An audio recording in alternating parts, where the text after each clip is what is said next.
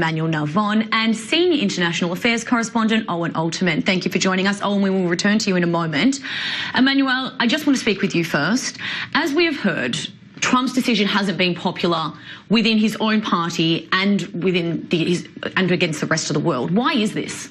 Well, first of all, within his own party, there's actually a lot of support, especially from the evangelicals and Vice President Pence, who've been pushing for this decision. But it is true that not everybody in his administration agreed with it. But that's the nature of things. He's the boss, he's the president, and he made the decision. With regard to the international community, here also we have to look at the wider picture.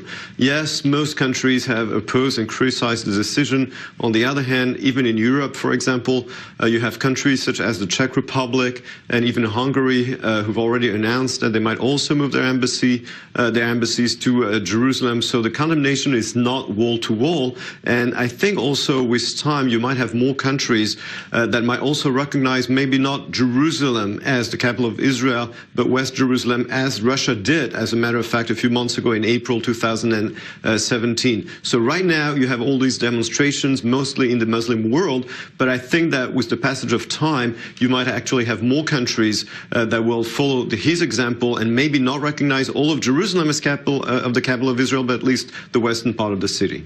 Okay, now the president is going to announce his national security strategy later on today.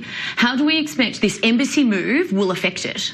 So one of the elements of this new strategy, apparently from some of the reports that we have, is going to be very tough on Turkey.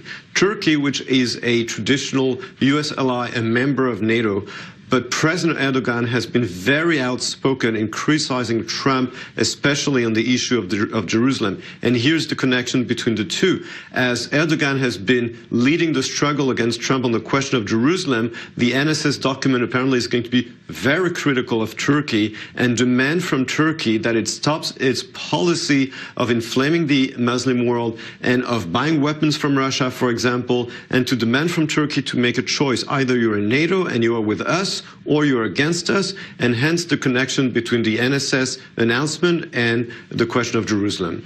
Okay, well, let's